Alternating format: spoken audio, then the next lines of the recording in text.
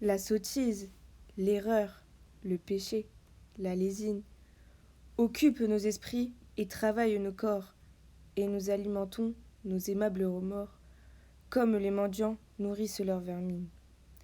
Nos péchés sont têtus, nos repentirs sont lâches. Nous nous faisons payer grassement nos aveux, et nous rentrons gaiement dans le chemin bourbeux, croyant par de vils pleurs laver toutes nos tâches. Sur l'oreiller du mal, c'est Satan trismégiste qui berce longuement notre esprit enchanté, et le riche métal de notre volonté est tout vaporisé par ce savant chimiste. C'est le diable qui tient les fils qui nous remuent. Aux objets répugnants, nous trouvons des appâts. Chaque jour vers l'enfer, nous descendons d'un pas, sans horreur, à travers des ténèbres qui puent. Ainsi qu'un débauché pauvre qui baise et mange le sein martyrisé d'une antique catin, nous volons au passage un plaisir clandestin que nous pressons bien fort, comme une vieille orange. Serrés, fourmillant, comme un million d'helminthes, dans nos cerveaux ribote un peuple de démons, et, quand nous respirons, la mort dans nos poumons descend, fleuve invisible, avec de sourdes plaintes.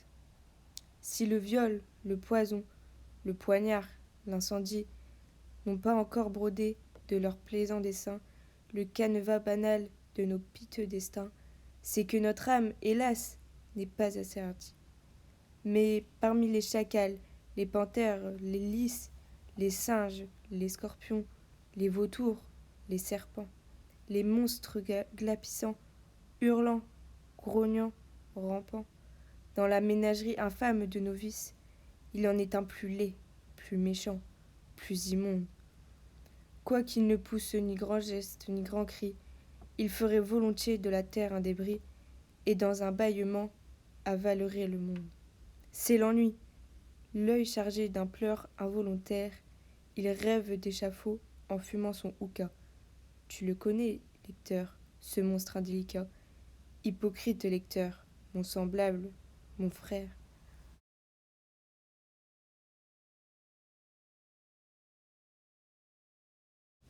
La sottise, l'erreur, le péché, la lésine occupent nos esprits et travaillent nos corps, et nous alimentons nos aimables remords. Comme les mendiants nourrissent leur vermine. Nos péchés sont têtus, nos repentirs sont lâches, nous nous faisons payer grassement nos aveux, et nous rentrons gaiement dans le chemin bourbeux, croyant par de vils pleurs laver toutes nos tâches. Sur l'oreiller du mal, c'est Satan trismégiste, qui berce longuement notre esprit enchanté, et le riche métal de notre volonté, est tout vaporisé par ce savant chimiste. C'est le diable qui tient les fils qui nous remuent. Aux objets répugnants, nous trouvons des apports. Chaque jour vers l'enfer, nous descendons d'un port, sans horreur, à travers des ténèbres qui puent.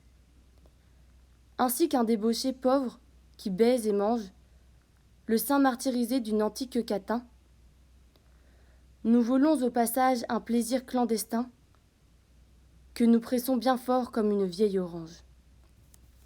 Serrés, fourmillant, comme un million d'helminthes, dans nos cerveaux ribote un peuple de démons, et, quand nous respirons, la mort dans nos poumons descend, fleuve invisible, avec de sourdes plaintes. Si le viol, le poison, le poignard, l'incendie n'ont pas encore brodé de leurs plaisants dessins le canevas banal de nos piteux destins, c'est que notre âme, hélas, n'est pas assez hardie.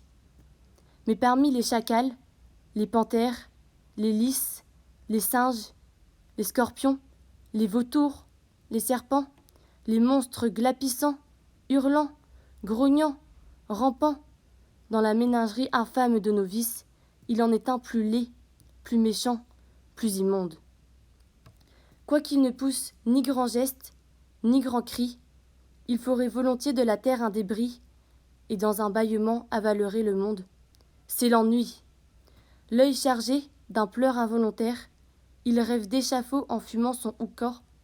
Tu le connais, lecteur, ce monstre indélicat. Hypocrite lecteur, mon semblable, mon frère.